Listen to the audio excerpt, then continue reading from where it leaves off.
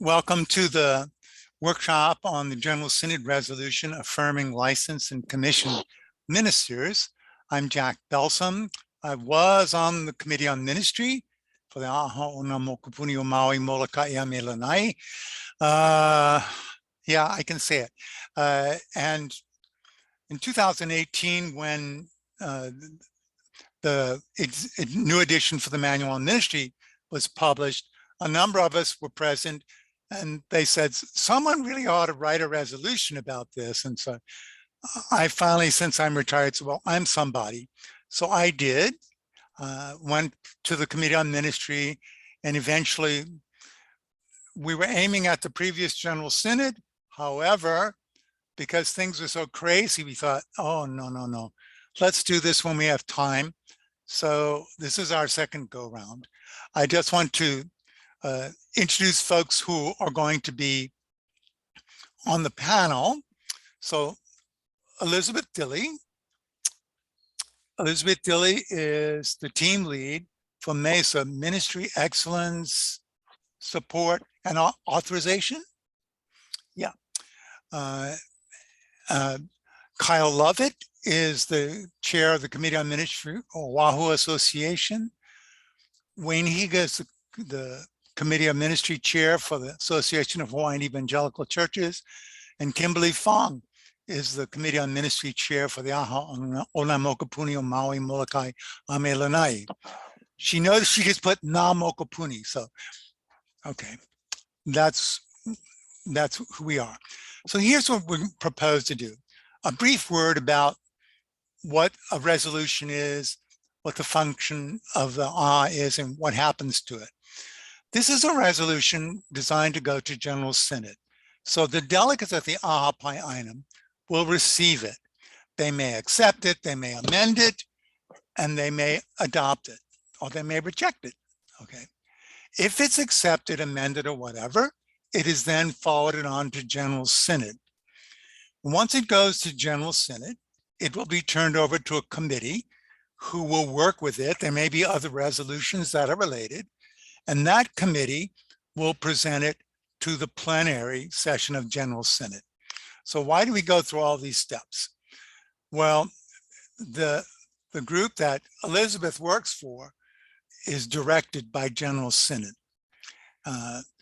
When the delegates at General Synod speak, they do not speak for the United Church of Christ.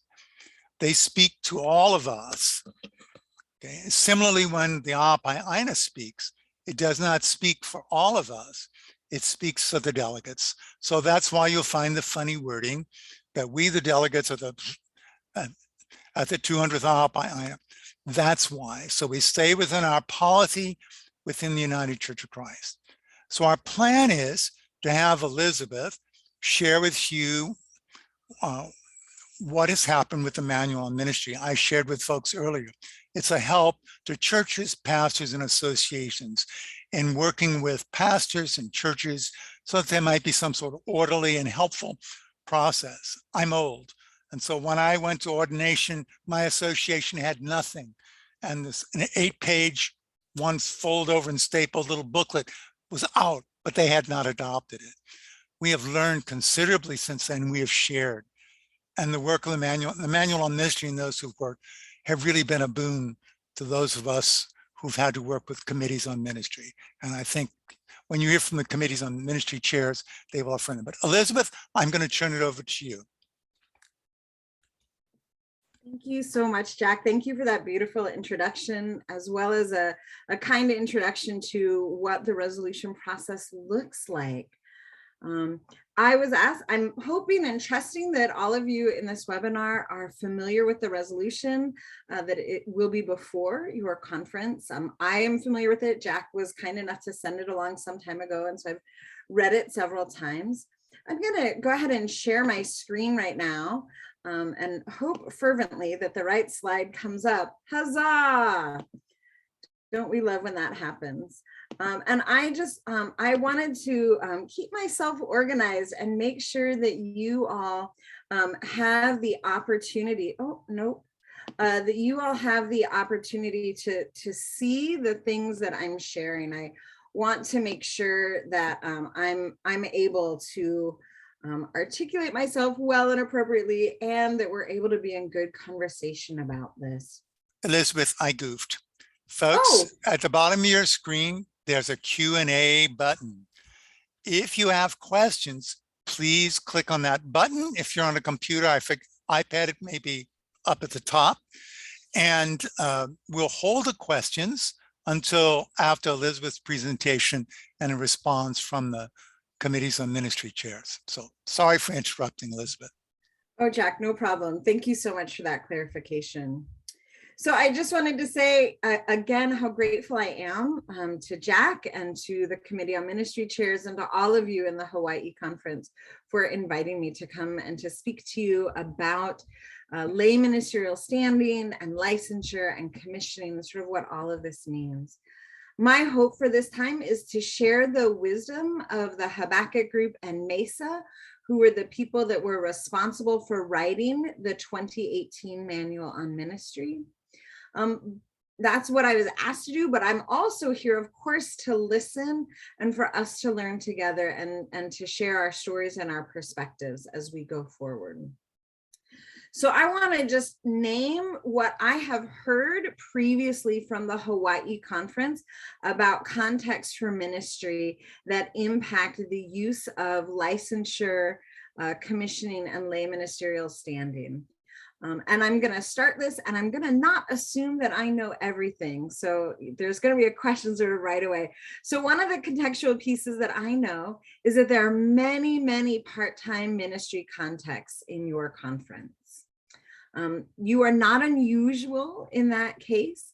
And Hawaii is a bit different than many of our other conferences because you also have many internationally ordained candidates and pastors serving in your context. And one of the things that I've actually heard from committees on ministry in the past is to say, well, some of the documentation that would be required for us to make a decision about a minister's standing is in a language that our committees on ministry don't read and don't understand. And so how do we assess the validity of these documents? So I might talk a little bit about that. I also know that seminary and even regional programs are geographically remote to Hawaii. So it can be challenging to complete a seminary degree or even a regional program when they're not here on the islands, excuse me. However, I also know that there's a lot of contextually based formation that happens in Hawaii. There's a lot of apprentice models for ministry. And I think that that's something that was an important factor in discernment of the working group that worked to write the new manual on ministry. Now, what other contextual pieces might I be missing? I would certainly welcome if there are folk that want to put things in the chat, or if our comm chairs want to chime in. Are there other pieces that we want to lift up in this moment?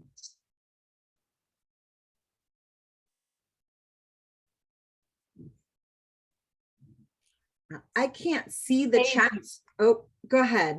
Yeah, age factors. Like somebody's been serving as licensed ministers and they are already 70 years old and they do not want to be ordained as a lay minister. So that is another factor. So their age, they've been doing this a long time. They worry there's a lot of steps to go through to be ordained and don't really care to do that. Yeah, thank you, Kimberly.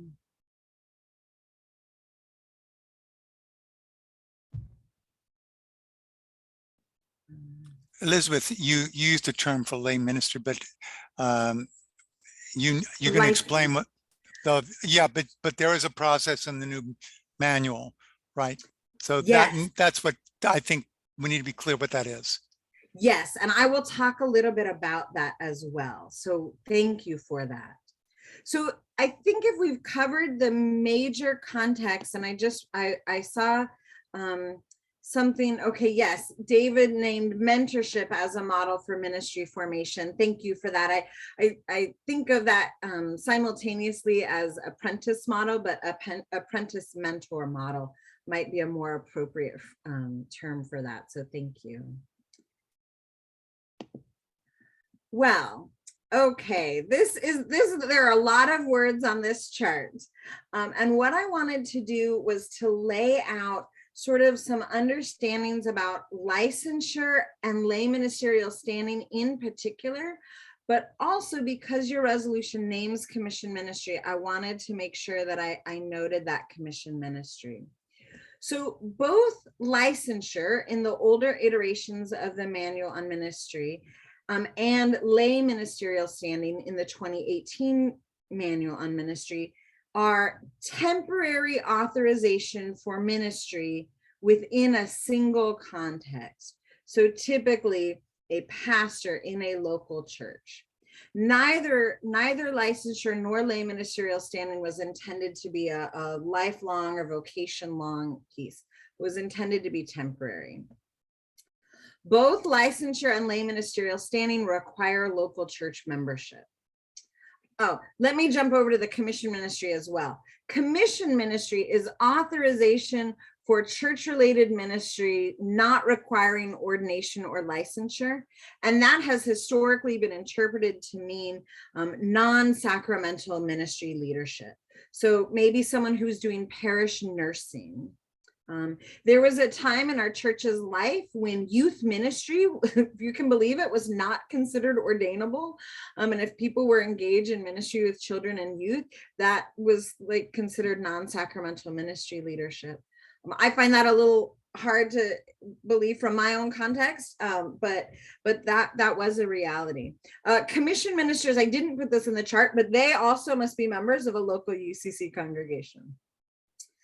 When you see this big yellow thing, this is a place that you know there is a difference between licensure in the older manual on ministry and lay ministerial standing in the current. Licensure said it requires annual renewal. Now, there is no cap on the number of times one could be renewed, but it was not intended to be 20 or 30 or 40 years. Lay ministerial standing, you can be granted that once, and it's valid for a suggested maximum of 7 years. And the reason for that 7 years is that some of the shift that in understanding was thinking about ministry either as a lifelong vocation or as a temporary call in response to a specific need within a local church. And so with the latter, that temporary call, that 7 years, that's a good season of ministry for both a congregation and for a minister to discern, for the congregation to discern maybe what their next steps are, what's next for them as a church, and also for that individual to discern, am I called just for this season of ministry, or am I called to a lifelong ministry of service in and on behalf of the United Church of Christ? Now, we say suggested maximum. Mesa is not going to come after folk if somebody has had lay ministerial standing for 8 years, or if they're working, maybe if they're working and they in year 5, they're discerning a call to ordained ministry and it takes a little bit longer than those 7 years. We're not going to come and yell. Now, maybe when it's 20 years or so, we might be encouraging conversations with folk. But again, it's not our job. We're not seeking to police this. We're seeking to be in covenant with our conference partners. Both licensure and lay ministerial standing do provide sacramental leadership in the ministry setting. Neither licensure nor lay ministerial standing is transferable. However, one who was licensed could be licensed in one context and then later licensed in another context. For those holding lay ministerial standing, it's one time, unless they become a member in discernment, and then maybe they are going to a second place for part of their ministry formation, and they need the ability to provide that sacramental leadership. Both licensure and lay ministerial standing require supervision by an ordained minister. Now, typically, this would not be someone in the same church, right? Because the purpose, a lot of times in licensure and lay ministerial standing, is when an ordained person is not available, that's when licensure or lay ministerial standing is appropriate. But someone within the association should be meeting regularly with these individuals to help them reflect on their ministry. Again, licensure and lay ministerial standing are both suitable when an ordained minister is unavailable for service, and they may be unavailable for a variety of ways. And I want to name that some of them might be, there's a shortage of ordained clergy within that area, or who are able or willing to relocate to that area. Or if a church has tried to find an ordained person but has been unable to do so for whatever reason.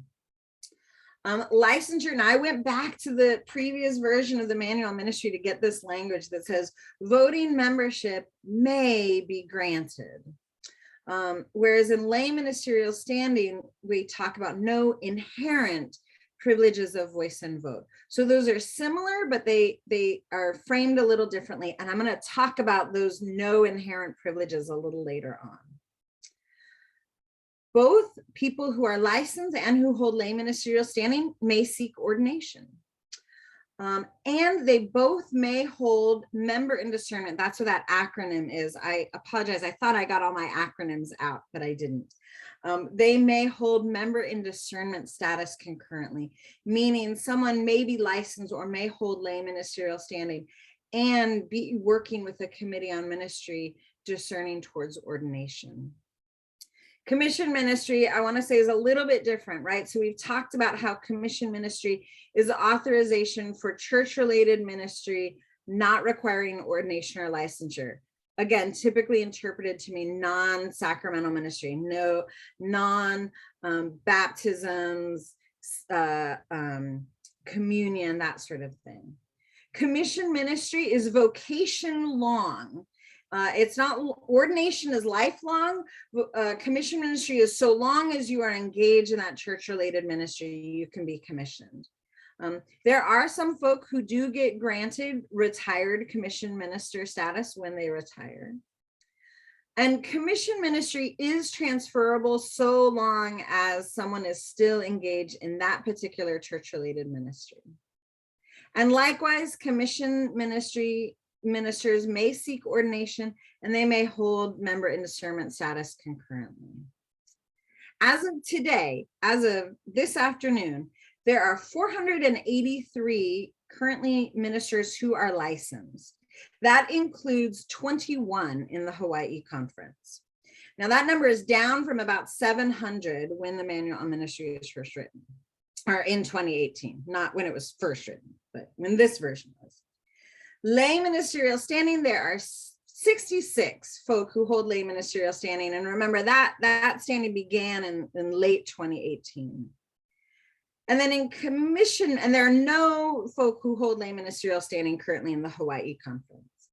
And then commission ministers, there's about 116 now, and that's down from about 135 in 2018.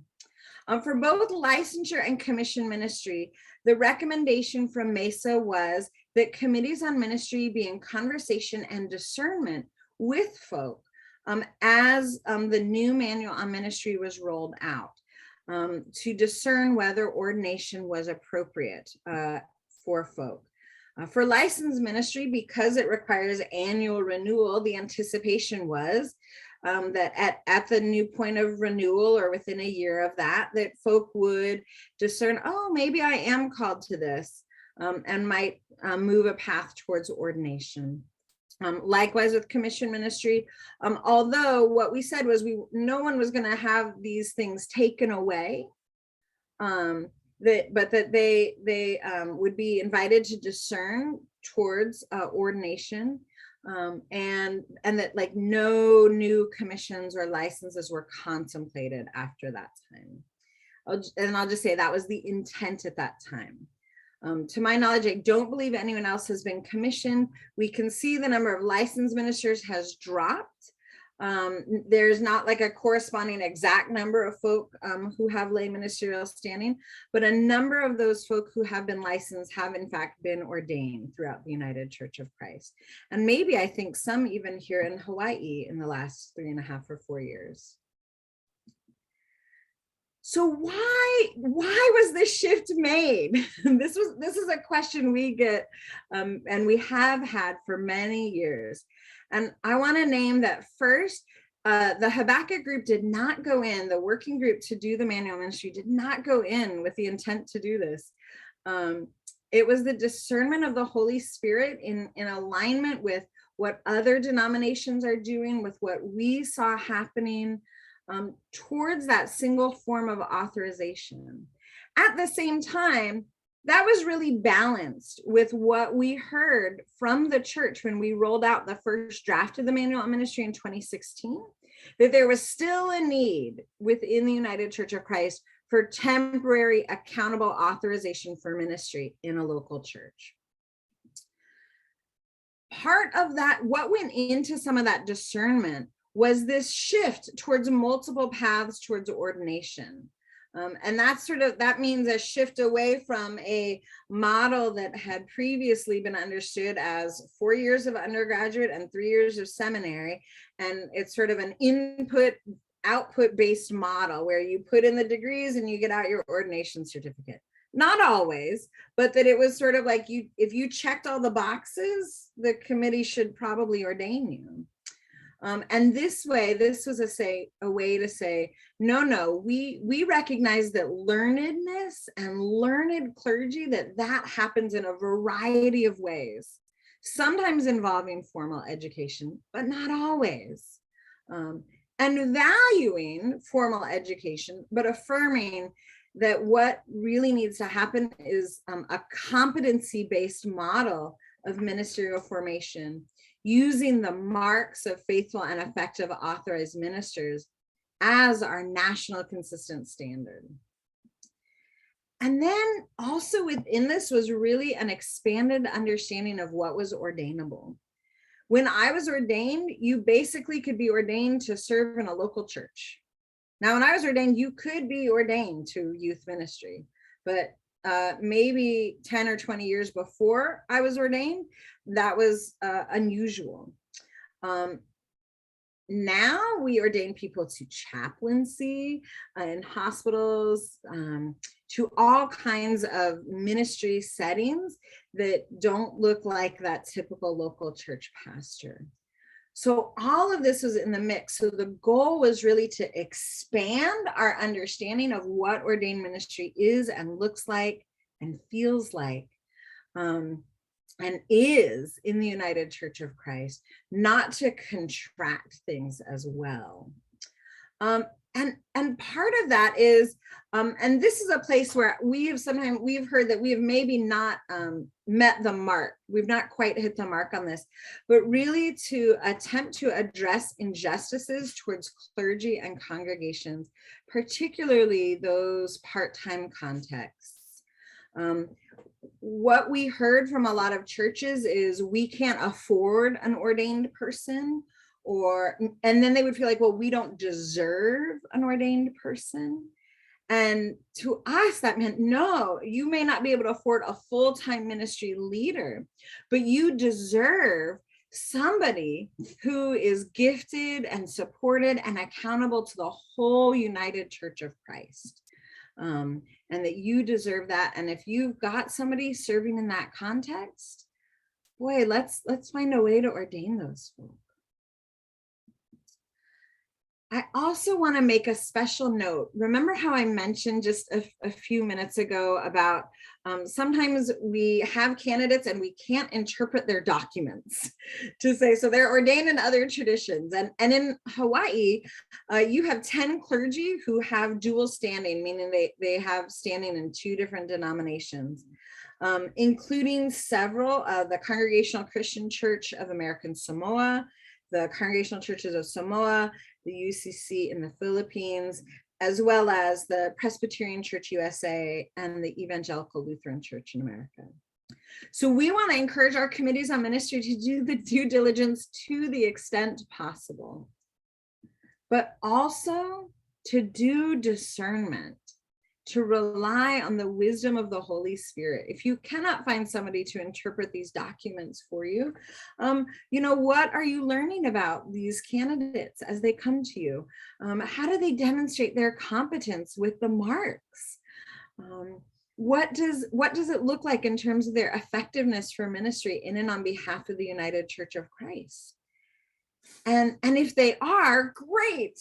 And if they do not show competence with the marks, and this would be true for any candidate, would we want them to be licensed, to be ordained, or to hold lay ministerial standing if they don't, if they're not competent in those areas that we say are important for ministers in the United Church of Christ? But we trust that you know your candidates. And then I just want to name that if somebody is ordained in another tradition, what we've sometimes heard is, their tradition does things differently, so lay ministerial standing might be appropriate or might not be. Ordained ministerial partner standing aligns if you have candidates who are coming from the Christian Church Disciples of Christ or the United Church of Canada. I think the United Church of Canada is probably a stretch for many of you, but it's a possibility. Dual standing, however, is really possible. If you've got somebody ordained in another tradition and you want to honor that and you want to honor their present leadership in the UCC, dual standing is appropriate for that. Or if they want to transfer their credentials into the United Church of Christ, privilege of call is also appropriate. Elizabeth, we should just say quickly, Kimberly, who is committee ministry chair for Maui County, I'm going to say, has dual standing. I believe that she mentioned that in a previous conversation. And I think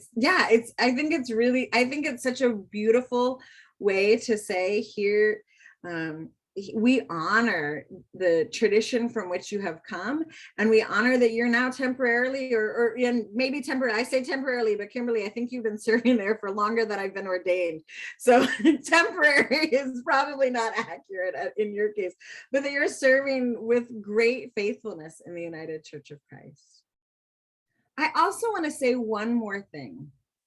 It is true that lay ministerial standing, that when the manual was written, that it says there are no inherent privileges of, say, voice and vote or recognition as sort of authorized ministers in the United Church of Christ. But that leaves room for the Committee on Ministry to say, we will grant those who hold lay ministerial standing those privileges of voice and vote, and we will consider them as authorized ministers serving in this context. And that's a very easy way to name and affirm that giftedness of those folk in serving with lay ministerial standing. So I've talked a lot, and it's time for me to stop talking. So I'm going to stop sharing my screen. My email is here if there are questions, and I'm going to stop sharing now. I imagine there are questions. I see there's a bunch here in the chat. So I might try to look at those, but I also know we might be moving on, so I want to be mindful of that. Let's take the first question we got from the Q&A or from the chat. Staff. Okay, we have a question in Q&A from Ron Fujiyoshi. He says the association committees on ministry are independent in a sense. If this resolution is passed by the General Synod, what does this mean? For example, the Association of Hawaiian Evangelical Churches has bylaws that are unique. It appoints all levels of ministers. And he understands this to mean that in Hawaiian, it means ordains or ordaining.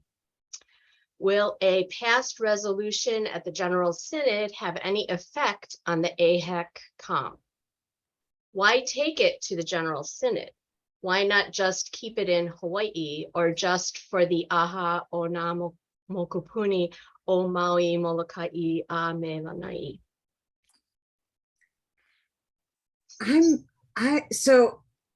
I would like to hear, actually, I wonder if Wayne, if you would like to answer that as the AHEC com chair and the expert on the on AHEC. I can add some other things, but I think it would be best if you shared first. Okay, far from the expert, but okay, so as far as the question, it's my understanding that presently the main reason for this resolution is that the new 2018 manual on ministry basically takes out those other forms of authorized ministry that we've come to know as the commissioned and licensed. And as you had mentioned, pretty much that's kind of how we are, not just in AHEC, but throughout Hawaii Conference, is we've been in this practice of licensing versus lay. And I think a while back, one of the discussions that came up, and by the way, I'm an example of one of those that Elizabeth probably wants to open up discussions with, because I got installed in 2006 as a licensed pastor at Ka'ahumanu Church, and I'm still a licensed pastor at Ka'ahumanu Church. And for me, the idea of being ordained was not in my thought process. And my thought process was, number one, I had never chosen, I didn't choose to become a kahu or a licensed pastor. I always say God was tricky. I didn't, that was not what I was looking at, but it just happened. And I think for many of our people, some of the things have come up that, number one, the church wouldn't be able to afford an ordained pastor. There's a lack of pastors. But before I go down my rabbit hole, let me go back to the question. What it's basically saying is, when this resolution goes to the General Synod, it'd be saying to the entire UCC that here we still believe in the concept of licensed pastors, commissioned pastors, and we still feel there's a need for licensed and commissioned pastors. And I think Eric Anderson kind of explained it a while back in that when we speak of lay pastors, and I think in your presentation, Elizabeth, today, you mentioned that for lay, it's kind of a time thing, right? It's a span of time, that this is a temporary thing. Whereas for licensed, especially here, it's more of a place, an area. It's that we get lifted up, such as I was lifted up out of the pews at Ka'ahumanu Church. And I think a lot of our licensed pastors kind of came out that way. It's where they were. They came to be fed. They came to be disciples, and Keakua lifted them up from where they were at. So it's a thing about place. And again, for me, the idea of becoming ordained never really mattered, because the reasoning that everybody always told me was, well, if you get ordained, you can go any place in the UCC and you can still be a pastor. And I just kind of looked and went, I don't plan on going to Nebraska or Iowa as a pastor or as a kahu. So that's that sense of place. I was lifted up at Ka'ahumanu Church, and that's where I'm still at. And I think that goes a lot for us here in Hawaii. We don't plan, and it's not transferable, but if we don't plan on leaving Hawaii, even if we change associations, and I believe that's happened recently, from one association to the other, it's the same paperwork. And we all know each other anyway. So I'm in support of the resolution, just for the fact that we could tell everybody that being licensed and being commissioned here in Hawaii is important to us. And back to Ron's question, the autonomy that I keep getting reminded, is within the Committee on Ministry. And you know, we use the mom. And the other unique thing is in AHEC, it's not just the Manual on Ministry. We also have what we call Puke Lavi Lima that came out of our Po'e Kanaka, our Hawaii system. So we work hand in hand with both. But the great thing about the mom and the Puke Lavi Lima is it gives us a foundation or a kahua so that we may treat everybody equally, even if it's on a case-to-case basis. And yeah, multiple paths. We've done that too in AHEC. We lifted up 2 of our own through multiple pathways. And of course, after the fact, everybody's like, well, where's their educational documents? So we speak of multiple paths, but at the same time, we seem to still be looking for ways of replacing that 3 and 4 with other forms of 3 and 4 versus that experience. And I'll be the first to admit we need to work more on understanding of the marks of ministry. And I'll stop my rabbit hole now and give my colleagues a chance to jump in. Wayne, that was beautiful. Thank you so much. So beautiful. Especially the focus on place rather than time. That was very instructive. The piece that I'd like to add in response to Ron Fujiyoshi's question has to do with authority and guidance. The committees on ministry have their authorization and have their first guiding document as from the association bylaws. So some associations refer to the Manual on Ministry, the United Church of Christ Manual on Ministry. It may be, I have not read them in detail, but the AHEC bylaws refer to the Puke Lavi Lima. But beyond the association bylaws is the UCC Constitution and articles, yeah? So the UCC Constitution currently refers to ordained, licensed, and commissioned. Yeah. And so, Ron, one of the reasons to send something to Synod is because bylaws can be changed.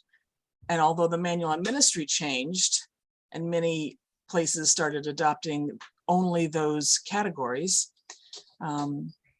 currently there is sort of competing instruction in terms of guidance to committees on ministry.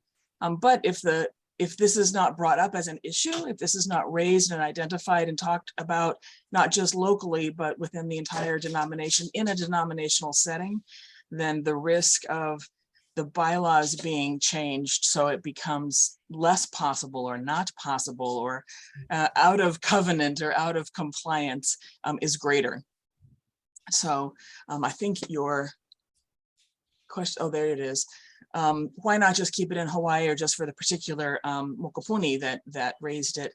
When this resolution was when I first caught wind of the resolution before I had seen it, I remembered from the AM21, the Authorizing Ministry for the 21st Century gathering, that there were other settings that had made policy decisions or that had put practices in place, even if it weren't at a policy level or an association-wide level.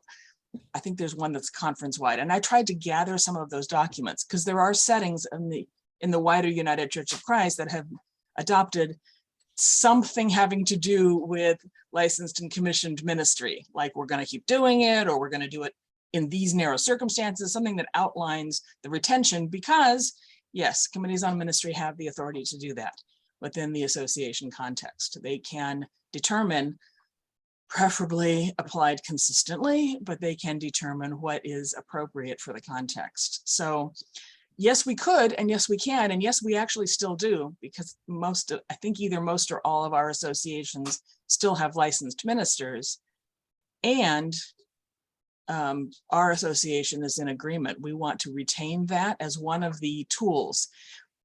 I do not, in our conversations, we do not want to limit, like toss out lay ministerial standing, because now that's in use too.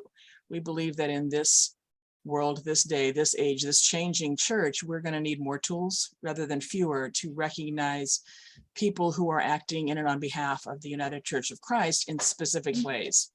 So that's my contribution to this piece. Thank you, Kyle and Wayne. And I have not much to say, but I really agree that why can it not be both? You know, licensed ministers and commissioned ministers, and also lay ministers standing, so that, as Kyle said, we can offer both ways. And especially UCC Constitution categorized licensed and commissioned ordained ministers standing. So in our association, that Na Mokupuni, I cannot say whole thing, but association, we have our bylaws says that we have to follow current MOM, except that contextualize what we need to apply to our current situation.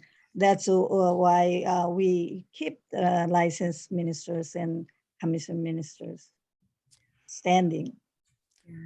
Let's see if we have another question. I'm sorry, Kim. I'm sorry, Kimberly. Were you finished? Yes, I am. Okay. Do we have another question? Yes, you do.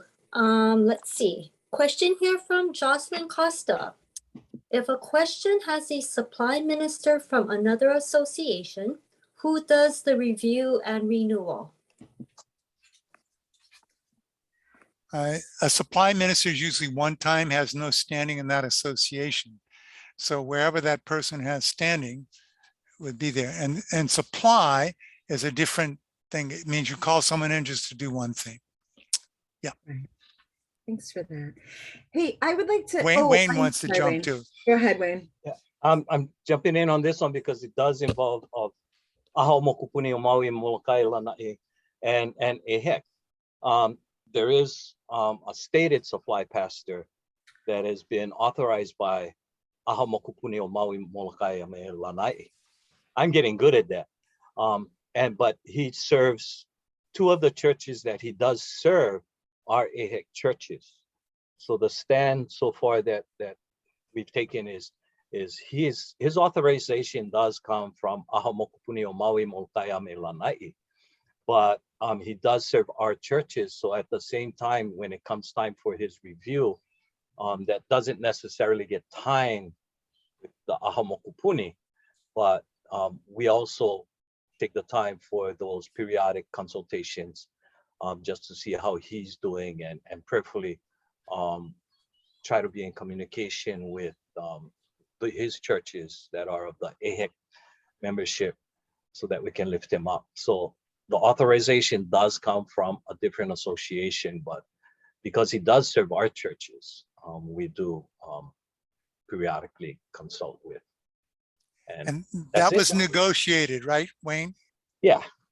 So it's basically a memorandum of agreement type of thing between the two associations that we realize this is happening and that he is serving one of our churches, so, or two of our churches actually. Mahalo. Hope that helps. Oh, that's Wayne, that's really beautiful. And that's it's a lovely model, and it happens in a few places, but I think probably not so well as you all do it, because what I heard you say is that because this minister is serving two churches in Ehek, although his standing is in another association, you check in with him and see how he's doing. Fortunately or unfortunately, not every COM has that sort of capacity or desire to do that. Many places would say, well, his standings elsewhere. So we will be in touch if there's a problem. And we might, of course, they're welcome to come to annual meeting, but I hear some real affirmative care of this minister that's happening in Ehek. And by extension, that's care for those congregations. So I want to lift up and celebrate that. I want to also just name and thank Kyle and Kimberly for naming the Constitution, the UCC Constitution bylaw questions, because yes, licensure and commission ministry is still mentioned in the Constitution bylaws, as well as there's a provision that says and other forms of standing that may from time to time arise. So I want to affirm that lay ministerial standing is not out of alignment with the Constitution and bylaws, and that our desire to shift into sort of more towards more, maybe 1-2 forms of standing is not to I hate to say it, it's not meant to dishonor those who have been serving with great giftedness in those settings. And Wayne, I so appreciate those words around that for you, it's about place. And lay ministerial standing, a lot of times it's that same thing. It's a leader who is drawn up out of that congregation. In most places, in fact, lay ministerial standing reflects exactly, Wayne, what you've described as licensure. And what happens more frequently in licensure in other contexts is someone is a member, is that they go and serve somewhere else as a licensed pastor. So although what you've described is the practice of licensure in Hawaii, I hope that it captures the true spirit of what was intended with lay ministerial standing. And the fact that was not conveyed well, is a source of regret for me and for the rest of the MESA team. So I also hope there might be other questions or comments that might need some attention. I have a question that want to just clarify that you've mentioned about the lay ministerial standing will not have voting rights, but the COM can affirm and give the voting rights. Absolutely. Is that what I've heard? Okay. That is what you heard. Yes, that it says, the manual says that such folk do not have inherent privileges of voice and vote as clergy, but a committee on ministry can certainly say all of those who hold lay ministerial standing have voice and vote as authorized, because those who hold lay ministerial standing do have authorization for ministry. Okay. And actually, I think the association bylaws also come into play. For instance, in the Aha Makua, Maui, Moloka, Me Lāna, we're getting good at saying this fast, Wayne. That is in the bylaws. So that is a decision each association could make. Right. So just as many decisions, Eric Anderson just posted in the chat that a number of association conference bylaws grant voice and vote to ordain, license, and commission ministers. It's like, right, because just in the previous version of manual ministry, it says they may be granted, not that they automatically had that. So that's really helpful. Thanks for that, Eric. And there was a time when licensing did not necessarily give sacramental due authorization. So that was a question we used to ask and say, are you also requesting that this person be licensed to administer the sacraments of the rites and the sacraments of the church? And then so it was an intentional decision rather than just a license to preach. In some denominations, I got my preaching license. Right. God, thank you for that. Right. And that was also the piece for lay ministerial standing, was to make that really explicit, that you're there to serve and that includes that sacramental authority in that context. Let me check. Do we have any other questions that were posted? We do. We have another question. I believe this is also from Ron Fujiyoshi. When I asked 3 theological professors on the second Mom Revision Committee, what is the theological difference between ordained and licensed ministers, they all said that there are none. They said the theological basis for this is the calling. The congregation being involved in the calling makes sense. But when you take out the congregation, it dangerously focuses on only two bodies, the individual and God. Correct? So yeah, that's I really appreciate that. I mean, that was something that the 2018 Manual Ministry Working Group, that Habakkuk group, really wrestled with, is that we did not see theological, or in some cases practical, differences between ordination and licensure as practiced. We did see injustices because some conferences had different pay scales for ordained versus licensed people, which we thought was like, please don't do that. Please don't do that. But what for us really was compelling was, is this calling for a season, or is this calling for a lifetime? And if it's for a season, lay ministerial standing makes sense.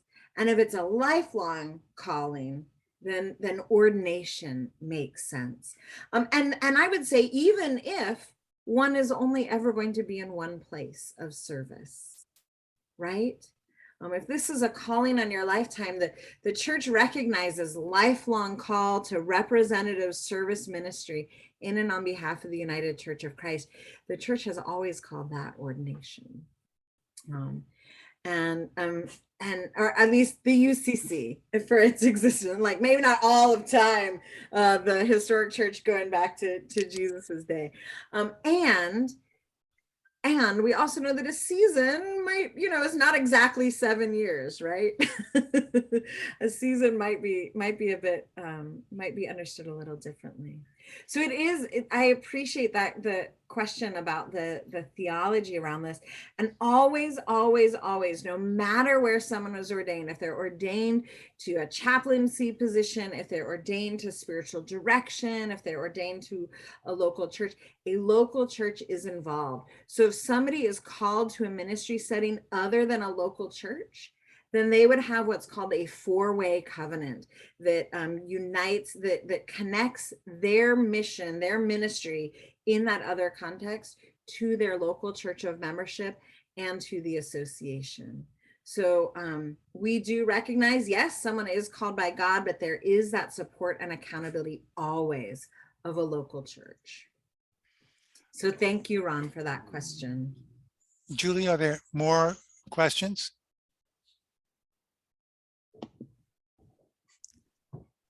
Yes, there is another one from Jocelyn Costa. Can you expand on the model as opposed to educational component? Let me give it a go. Yeah, go for it. I have met educated people who are incompetent. Okay.